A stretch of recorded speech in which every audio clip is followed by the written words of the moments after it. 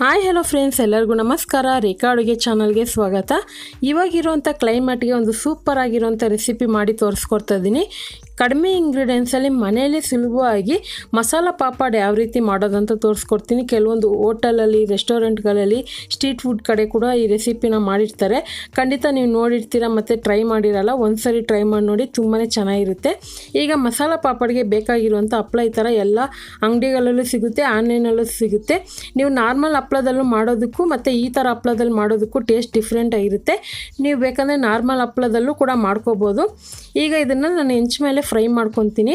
ನಿಮ್ಗೆ ಈ ಥರ ಡ್ರೈ ಫ್ರೈ ಬೇಡ ಅಂದರೆ ಎಣ್ಣೆಯಲ್ಲಿ ಹಪ್ಪಳ ಕರಿತೀರಲ್ಲ, ಅದೇ ರೀತಿ ಕೂಡ ನೀವು ಎಣ್ಣೆಯಲ್ಲಿ ಹಾಕಿ ತೆಗಿಬೋದು. ಅದಕ್ಕಿಂತ ನೀವು ಈ ಥರ ಹೆಂಚು ಮೇಲೇ ಫ್ರೈ ಮಾಡ್ಕೋಬೋದು. ಬೇಕಂದರೆ ಇದಕ್ಕೂ ಒಂದು ಸ್ವಲ್ಪ ಎಣ್ಣೆ ಹಾಕ್ಕೋಬೋದು.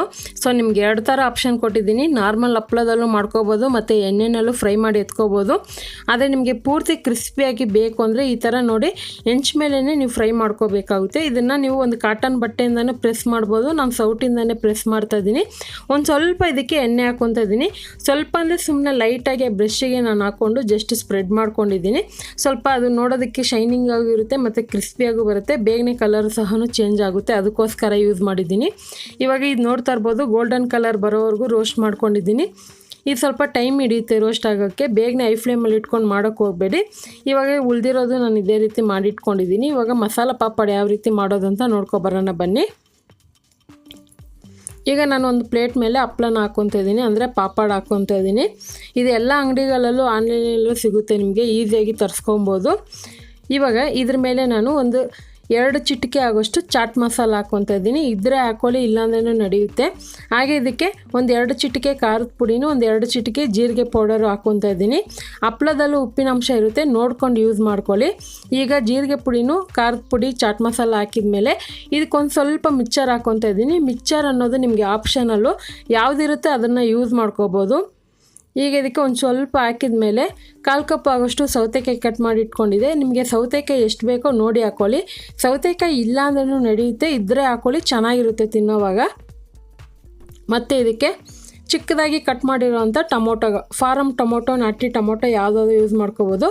ನಿಮಗೆ ಟೊಮೊಟೊ ಎಷ್ಟು ಬೇಕೋ ನೋಡಿ ಹಾಕ್ಕೋಬೋದು. ಟೊಮೊಟೊ ಇಲ್ಲಾಂದರೆ ಟೊಮೊಟೊ ಸಾಸ್ ಕೂಡ ಯೂಸ್ ಮಾಡ್ಕೋಬೋದು ನೀವು.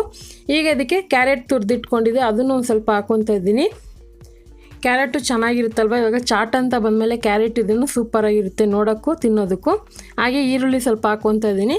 ಈರುಳ್ಳಿ ಕೂಡ ಅಷ್ಟೇ ಚಿಕ್ಕ ಚಿಕ್ಕದಾಗಿ ಕಟ್ ಮಾಡಿ ಇಟ್ಕೊಂಡು ಹಾಕ್ಕೊಳ್ಳಿ. ನಿಮಗೆ ಎಷ್ಟು ಬೇಕೋ ಅಷ್ಟು ಮಸಾಲೆನ ಹಾಕ್ಕೋಬೋದು.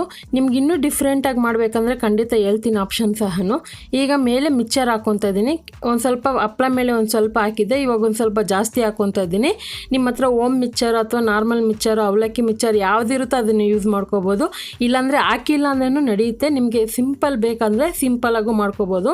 ಕೊನೆಯಲ್ಲಿ ಕೊತ್ತಂಬರಿ ಹಾಕ್ಕೊಂಡು ಒಂದು 2 ಚಿಟಿಕೆ ಆಗೋಷ್ಟು ಉಪ್ಪು ಹಾಕ್ಕೊತಾ ಇದ್ದೀನಿ. ಇವಾಗ ಮಸಾಲ ಪಾಪಡ್ ರೆಡಿಯಾಗಿದೆ. ನಿಮ್ಗೆ ಇನ್ನೊಂದು ಆಪ್ಷನಲ್ಲಿ ಏನಂದರೆ, ಈ ಮಸಾಲ ಪಾಪಡ್ ನೀವು ಸ್ವೀಟ್ ಚಟ್ನಿ, ಗ್ರೀನ್ ಚಟ್ನಿ, ಮೊಸರು ಎಲ್ಲ ಕೂಡ ಹಾಕೊಬೋದು. ಯಾವುದಿರುತ್ತೋ ಅದು ಸುಲಭವಾಗಿ ನೀವು ಮನೇಲಿ ಮಾಡಿಕೊಟ್ರೆ ಮಕ್ಕಳು ಕೂಡ ಇಷ್ಟಪಟ್ಟು ಈಸಿಯಾಗಿ ಮನೇಲಿ ಮಾಡೋವಂಥದ್ದನ್ನ ತಿಂತಾರೆ. ತುಂಬಾ ಚೆನ್ನಾಗಿರುತ್ತೆ. ಸೊ ಎಂಜಾಯ್ ಮಾಡ್ಕೊಂಡು ತಿನ್ಬೋದು, ಅಷ್ಟು ಚೆನ್ನಾಗಿರುತ್ತೆ. ಖಂಡಿತ ಇವತ್ತು ತೋರಿಸಿರುವಂಥ ಮಸಾಲ ಪಾಪಡ್ ರೆಸಿಪಿ ನಿಮಗೆಲ್ಲ ಇಷ್ಟ ಆಗಿದೆ. ನೀವು ಮನೇಲಿ ಟ್ರೈ ಮಾಡಿ ಯಾವ ರೀತಿ ಇತ್ತು ಅಂತ ಕಮೆಂಟ್ ಮಾಡಿ. ಈ ರೆಸಿಪಿ ಇಷ್ಟ ಆದರೆ ಲೈಕ್ ಮಾಡಿ, ಶೇರ್ ಮಾಡಿ. ರೇಖಾ ಅಡುಗೆ ಚಾನಲ್ನ ಸಬ್ಸ್ಕ್ರೈಬ್ ಮಾಡಿ. ಈ ವಿಡಿಯೋ ನೋಡಿದ್ದಕ್ಕಾಗಿ ಎಲ್ಲರಿಗೂ ಧನ್ಯವಾದಗಳು. ಟೇಕ್ ಕೇರ್, ಬಾಯ್.